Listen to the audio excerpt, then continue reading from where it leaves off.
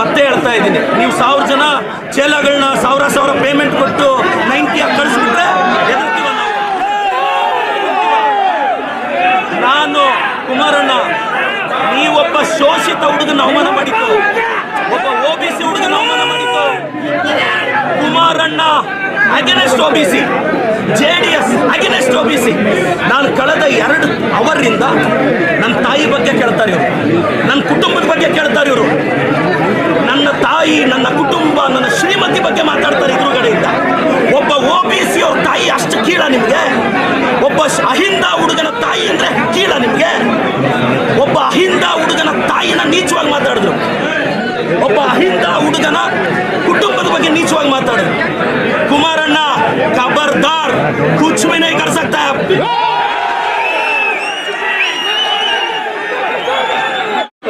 ಕುಮಾರಣ್ಣನ ಚೇಲಾಗಿ ಒಬ್ಬ ಶೋಷಿತ ಹುಡುಗನ ಅವಮಾನ ಮಾಡಿದ್ರೆ, ಒಬ್ಬ OBC ಹುಡುಗನ ಅವಮಾನ ಮಾಡಿದ್ರೆ,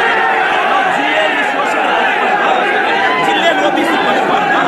ಕುಮಾರಣ್ಣ, ನೀನು DK ಅವ್ರನ್ನೂ ಸಹಿಸಲ್ಲ, ಚೆಲುವಣ್ಣನೂ ಸಹಿಸಲ್ಲ, OBCನೂ ಸಹಿಸಲ್ಲ.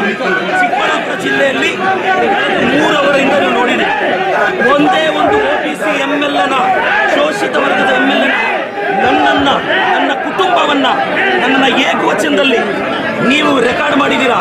ನಾನು ಪೇಷನ್ಸ್ ಆಗಿದ್ದೀನಿ. ಎಸ್, ನಾವು ಶೋಷಿತರು, OBCಗಳು.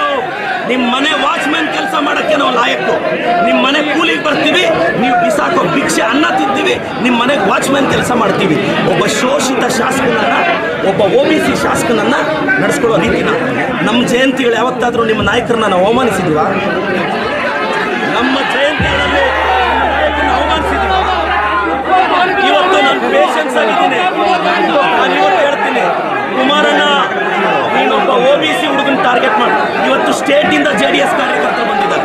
ರೇ, ನಾನೊಬ್ಬ ಒಕ್ಕಲಿಗರ ನಾಯಕ DK ಶಿವಕುಮಾರ್ ಪರವಾಗಿ ನಿಂತಿರೋದು. ಇವ್ರಿಗೆ ಒಕ್ಕಲಿಗರು ಬೆಳಿಬಾರ್ದು, ಬೇರೆಯವನು ಬೆಳಿಬಾರ್ದು. ಕುಮಾರಣ್ಣ ಖಬರ್ದಾರ್, ನಿನ್ನ ಚೇಲಗಳಿಗೆಲ್ಲ ಎದುರೋನಲ್ಲ ನಾನು. ತಾಕತ್ತಿದ್ರೆ ಬಾ, ರವಿಕುಮಾರ್ ಕೈಯಲ್ಲಿ ಚಾಲೆಂಜ್ ಮಾಡಿಸೋದಲ್ಲ. ನಿನಗೆ ತಾಕತ್ತಿದ್ರೆ ನೀನು ಬಂದು ನಿಂತ್ಕೋಬೇಕು ಚಿಕ್ಕಬಳ್ಳಾಪುರದಲ್ಲಿ. ಬಾ, ನೋಡೇ ಬಿಡೋಣ.